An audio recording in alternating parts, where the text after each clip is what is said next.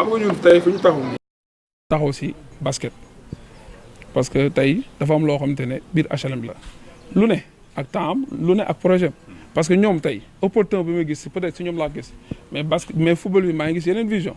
tey bu ñu sañoon tey bu ñu toogee li ñu ko def mooy wut financement boobu dina eggali stade bi tey bu ñu sañoon tey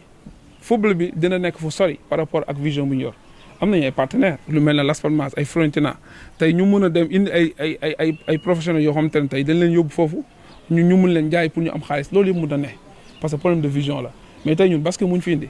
donc naka la ñuy def tey ba suñu basket bi tey fi ñu toll suba mu nekk loo xamante ne day nekk lu durable luy continuer te loolu la ñu nekk di si nekk daal waaw. man la Ousmane Diallo donc président HLM Basket Club projet bi ñun dañ koy magnifier donc moo jiyee bi ñu ko waxee premier jour bi dama ko wax ni man dama ko jox sama accord directement parce que dafa am ay vision yu ñu am ñun. donc dañu yore ay basketteurs ak ay basketteuses dañoo donc may def rappel chaque fois damay def rappel que ni HLM Basket Club day compétir en garçon et en fille senior junior minime et minime cadet et minime donc on a plus de 200 jeunes yoo xam ne dañuy licenciés au niveau des HLM donc boo gisee koo xam ne dafa lay jàppale pour auto-emploi wu benn nit mu defal la formation wu benn nit en dehors de basket bi parce que ñun li ñuy dund on vit tous les jours ak jeunes yi. li ñuy dund chaque jour ay problèmes yoo xam ne ay cas yoo xam ne da ngay gis kii bëgg nga mu génn si àdduna bëgg nga mu réussir si àddunaam te wóor na leen ni des fois basket bi kese mënul yore ñëpp sport dafa xaw a sensible donc bu ñu gisee koo xam ne dañuy joxal emploi benn nit wala day jëfalal nit benn nit formation loolu mënuñu lu ko magnifier mënuñu lu d'accord si projet boobu. moo di moo tax bi ma ko waxee donc dama d'accordoon ci kii bi lu ne def na ko nag début bi sax. gars yi ñi may dégg début dañu doon wax naan non du ko def ak dina ko def dina am du am parce que ça fait plusieurs mois que ñu ngi nekk di si wax donc bu ñu ñëwee bay commencer di lancer kii bi formation bi ñun dañuy mënul muñ du si kontaan. tur bi Issa Konté la man graphiste la di web designer yore sama entreprise di exercer métier bi de plus de 20 ans. donc 98 ba léegi maa ngi koy def donc balaa may tàmbalee wax tuuti ci formation bi maa ngi remercier ñi nga xam ne ñëpp ñoo participer ci ce lancement di particulièrement di remercier aussi le président Modou Dieng bi nga xam ne moom moo waral bés bi tey di remercier aussi monsieur Diallo bi nga xam ne avant formation bi maanaam moom jot nañu échanger di remercier ñëpp ñu fi nekk léegi damay wax tuuti ci formation bi comme ñoom wax nañ Modou Dieng expliqué na un peu la formation lan lañ ci jublu voilà le expliqué na formation bi lan lañ ci jublu donc benn formation la boo xam ne ñun ñi koy def du tey lañ ko commencé. yàgg nañ ko def c'est une formation boo xam ne moom la ñuy wax formation spécialisée boo xam ne ciblée boo xam ne def nañ ko un peu partout ci sous-région yi ba nga xam ne xale yi seen wàllu bopp ñoom am nañ ci ay njëriñ ñenn ñi génn nañ ci ba commencé ci di liggéey formation bu ñuy def nag wute nag formation bi nga xam ne moom ngay dem di fay ci école ba ñu lay def ay 2 ans 3 ans mu nekk loo xam ne lu ay théorie lay nekk voilà léegi nag dama doon leeral rek les jeunes yu nekk fii ñu xam ne programme bu ñuy définir nekkul programme boo xam ne dañ ko jékki-jékki rek teg ko donc ñun waa ànd suqali maanaam dañu nekk ñoo xam ne groupement la boo xam ne dañ jël ñëpp ay doomu HLM yu bëri yu am ay expérience donc nekkul loo xam ne rek dañ ko jékki-jékki rek ne dañuy war dem former à HLM Basket Club rek dañuy jël benn formateur ñoo teg ko parce que dañuy jël des formateurs yi nga xam ne ñooñu maîtriser nañ ko ñoo xam ne am nañ expérience bi donc programme bu mën a établir les jeunes c'est un programme boo xam ne dañ ko élaborer avec des experts avec des professionnels nekkul programme boo xam ne de programme école la programme la boo xam ne incha allah bu si xale yi farloo parce qu'il faut tam ñoom tam ñu am envie de le faire te l'envie de le faire là ñun formateurs yi ñun ñoo leen ko mën a jox boo xoolee damay wax un peu sur le programme de la formation après ma ñëwaat ci li ma doon wax ni léegi contenu bi formation bi dañu ciblé dañuy jël 25 personnes ci biir club bi dañuy accompagner 25 personnes 25 personnes yi dañuy jël 10 yu ñuy former en infographie ñu jël 5 yu ñuy def en sérigraphie mu am 5 ñoo xam ne ñoom ñooy def marketing digital dinaa si ñëw mu am après 5 yoo xam ne dañuy def management léegi pas sans plus tarder après maa ngi expliquer par exemple ñuy def infographie bi ñoom incha allah dina leen jàngal ba nga xam ne ñoom bu ñu paree dina mën a defar seen support de communication yi dina mën a defar seen ay flyers dina mën a defar tout ce qui est ay les design même seen kii seen t-shirt yi seen ay carte de visite dina mën a defar lépp li nga xam ne nag mais c'est une formation adaptée ak besoin wu club bi loolu dafay leer parce que du ay formation boo xam ne dañuy ñëw parce que jàng dafa yaatu mun nga ñëw nga ne man infographiste la mais infographiste yi bëri nañ ay façon am na ñoo xam ne ñu ngi dem ci télé yi am na ñoo xam ne ñu ngi def ci ay visuels yi ñu ngi def kii mais yéen formation bi leen nar a jàngal incha allah c'est une formation professionnelle boo xam ne suñ ci paree incha allah yéen da ngeen koy mun parce que matériel bi mi ngi fi matériel bi ngi fi donc ma dellu ci loolu ba pare waaw ci formation bi ñu ngi ko nar a def en 2 semaines 2 semaines yi boo xoolee ci 2 semaines yi dañ koy commencer de 13h dafa am nag ay programme bi dafa am partie infographie ak partie marketing ak partie sérigraphie dañ koy def de 11h ba 13h mais ci biir formation bi day amaale ay séminaire ci biir formation bi yoo xam ne mooy pour management yi nga xam ne boobu day nekk ay une journée dañ koy def sous forme de séminaire pour dirigeant club bi ñu expliquer leen après dina am benn formateur bu war a ñëw donc man sama côté bi ma nar a def mooy la sérigraphie excusez-moi autant pour moi et infographie jàngal leen après kii nu mu tudd le marketing digital parce que on est dans un monde boo xam ne digital la tey jii ñoom bu leen jàngalee aussi tam ba ñu mun infographie bi pourquoi ñu jàngal leen infographie bi parce que léegi communication bi dafa visuel nit ñi amatuñu temps lire de gauche à droite lépp lu ñuy def dafa war di rafet voilà léegi ci biir sélection boobu dañ leen di jël jàngal leen le marketing digital pour que club bi ci wàllu boppam mun a am plus de visibilité parce que c'est important waaw club bi ci boppam parce que loolu mu yer noonu petite entreprise boobu mu yer noonu il faut que mu mun a jaay boppam moo tax ñu dégg boole ci volet marketing digital boobu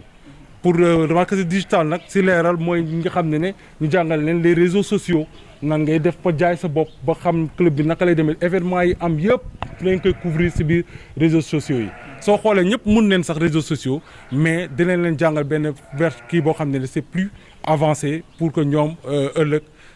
club bi mun a vraiment ci le monde du digital HBC feeñ fépp nga xam ne loolu lañ ci jublu daal te ñu ngi souhaiter vraiment def le maximum parce que ñu ñëpp ay doomu HLM leen def le maximum pour réussir cette formation pour que ëllëg comme ni ko le président waxee ëllëg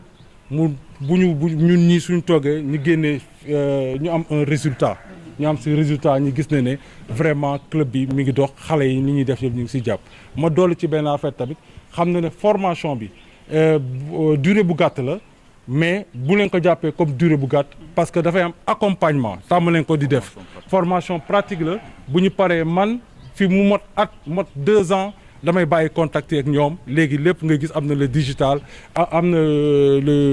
les conférences en Zoom lu kenn comprendre lépp mun leen ma woo sur WhatsApp ma expliquer leen parce que si biir formation bi da leen jàngal da ngay am impression que heure bi dafa gàtt mais heure bi gàttul heure bi dafa am lu leen di wan technique yi mais ñoom tamit dina leen xamal ne leen centre bi mi ngi fi matériel yaa ngi fi bu ñu xëyee bu ñu deful dara tamit dañu war a ñëw dugg ci biir di entraîner loolu yëpp dinañ ko def ci biir formation bi indil leen ay experts yoo xam ne ñoom seen wàllu bopp yàgg nañ ci métier bi xam ne lan lañ ci gagné xam ne nan la ñuy liggéeyee xam ne la ñuy kiyee léegi li nga wax ni lu am solo la parce que délai bi moom mooy lu ma doon wax léegi rek délai bi nekkul loo xam ne dañ ko hasardé dafa nekk loo xam ne yàgg nañ ko def pendant des années donc loo gis rek ku nekk ak sa liggéey xam nañ ne délai bu ñu jël mun na nekk parce que c'est pas la première fois def nañ ko un peu partout si sous région bi ak des parties reculées mooy en 10 heures de temps nit ki day mun na am sa métier man personnellement dox ma sax formation jàngal naa ñoo xam ne fii Dakar en quelques heures léegi ñu ngi si ay agences yu mag en quelques heures loolu expertise bi la ak xam-xam bi voilà léegi ma dellu si sa question bi nga wax kii loolu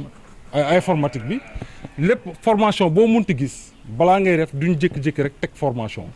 balaa ma koy def man ak le président échangé nañ pendant 2 semaines soo xoolee moom sax wax na ko léegi nee na nit ñi sax liñ yaakaaroon ne affaire bi dootul am donc soo xoolee loolu dañ doon échanger pour xool nan la ñuy mettre en place donc maanaam moom waxtaan nañ ci loolu ma expliqué ko formation bi naka lay dérouler expliqué naa ko ne ko formation bi profil yu ma soxla ba pare tegal naa ko ci tam ne ko lépp tamit ay effet de profil sax léegi dafa amatul parce que man mi jàngal naa ay ñoo xam ne mosuñu laal informatique jàngal naa ay oustas Touba ñoo xam ne mosuñu am kii nan laa leen ko jàngale ñuy defar seen ay xasida di defar seen lépp si infographie te pourtant mosuñu laal ordinateur dafa am ku leen jàngal tout ñu am souris ñu mun souris bi donc ma jàngal leen ko par méthode de ràññee lii nga bëgg def fii nga koy jëlee lii nga bëgg def fii nga koy jëlee parce que infographie dafa nekk loo xam ne sa xel lay demee du machine bi mooy liggéey yow yaay liggéey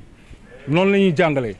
yow yaay liggéey yow sa wàllu bopp yaay wax yaay diriger machine bi léegi pour nga diriger machine bi nag dafa am ay affaire yu langage ak machine ñoom yooyu la leen di jàng soo bëggee def lii ngay def soo bëggee def lii ngay def donc loolu préparé nañ ko ba wax ciblé ba ma ne ko ñu ma soxla pour formation bi ak durée bu gàtt bi na nekk ñoo xam ne au moins mun neen laal souris mu ne ma am na si ñoo xam ne la plupart xale yi léegi ñoom ñëpp xam ne dañuy yàgg dem ay cyber yàgg dem ay affaire loolu rek lañ si soxla nañu mun a laal souris bi jeex na le reste yëpp ràññee la et puis ñu tenir compte que formation bi dañu tànn nombre du benn nit la ñuy jàngal fukki nit lañ jël par exemple en infographie donc fukki nit ñëpp njëriñu club bi la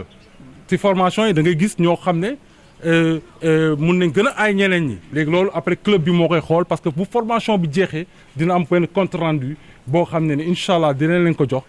ciblé ñi nga xam ne vraiment mooy xale yi nga xam ne sentir nañ ne si ñoom war ne mën a nekk responsable benn affaire ñu wax leen ko orienté leen ngeen mën a jàppale xale yooyu bañ a fàtte tam ñeneen ñi après formation mun na nekk relais ba kooku nga xam ne ñoo fa nekk ñoom tam ñuy jàngal ñeneen. Mamadou Lamine Sall nekk responsable marketing digital opérationnel Caetano Formula Sénégal di concessionnaire automobile représenté Sénégal marque automobile Renault, Hyundai, Ford, Isuzu bientôt une 5e marque chinoise boo xam ne jël nañ ko récemment ñu ngi nekk di aménager donc ñu nekk ci milieu automobile bi donc loolu c'est juste pour wane volet digital bi ñu bëgg exemple expérience bi ñu ci am jàppale ci club bi looloo ñu tax a jóg donc mais liñ leen bëgg wan loolu du loo xam ne ci dans le monde c'est quelque chose de nouveau du lu bees c'est-à-dire su ñu nee exemple marketing su ñu nee management sportif ñu koy woowee également sport business ñun ñu ñoo ne basket business donc jeunes yi bëgg def sport bëri nañ mais est-ce que ñu ngi ciy gis seen bopp est-ce que bëgg nañ def carrière ci sport est-ce que yaakaar nañ ci am loo xam ne mën nañ ci dund est-ce que ñu ngi xalaat def sport étude loolu yëpp dafa nekk loo xam ne ay question loolu yoo xam ne day pousser jeune bi mu décourager dem ba ci commencer sport bi dem ba ci biir bàyyi parce que gisu ci boppam lu ñu tax a jóg nag ñun mooy loolu idée boobu mental boobu jeunes yi am ñu teggi ko c'est-à-dire que naka lañ koy teggee mooy ñoom business bi ñu leen bëgg a pousser pour ñoom ñu def ko ñu xool won leen naka la ñuy jaar bal yoon bal voie la ñuy jël pour développer naka mooy exemple aujourd'hui matériel yi ñu leen may ñu leen former leen ci ba tey ji aujourd'hui ñu mën ci liggéey am ci fond boobu fan la jëm fond boobu day ci ñoom lay jëm ci club bi la jëm mais est-ce que dañuy yem ci matériel boobu man sama côté du ma yem ci matériel boobu lan la ñuy def mooy dañuy xool naka la ñuy demee wuti yeneen ressources c'est-à-dire yoon bi lañ leen wan naka la ñuy defee wutee ay sponsor pour club bi naka la ñuy wutee ay partenaires pour club bi naka la ñuy yal organisation yal événementiel la ñu mën a créer le sport bi basket bi mën a créer pour am xaalis ci billetterie bi pour mën a jaay am ressource naka la ñuy mën a utiliser machines yi pour créer seen i ay produits seen i ay gadgets yooyu yëpp pour jaay ko donc yooyu yëpp c'est du management sport naka la ñuy coacher naka la ñuy duggee ci terrain bi pivot bi na lay def pour tëb on n'est pas là pour ça ñun li fi nekk mooy business bi naka lañ leen di jàppale ba club bi tey mu am fonds ba seen i propre infrastructure mën a teg mën a développer wu jeunes yi am ci seen i ay salaire yu baax mën a yaakaar même suñu génnul dem Europe am ay recrutement yooyu dem Europe ñoom ñu épanouir fii mooy toog xam ne fii même suñu génnul dem ci Europe mën nañ liggéey fii basket sport am salaire mën a vraiment gérer seen vie donc loolu mooy bitu formation bi tey du sax formation c'est sous forme de séminaire sous forme d'échange entre ñun ak dirigeant club bi ñu xool ñoom actuellement lan lañ doon def jusqu'à présent ñu xool nag ñun lan lañ leen di apporter par la suite donc loolu doon bitu séminaire bi ñu nar a def incha allah samedi prochain.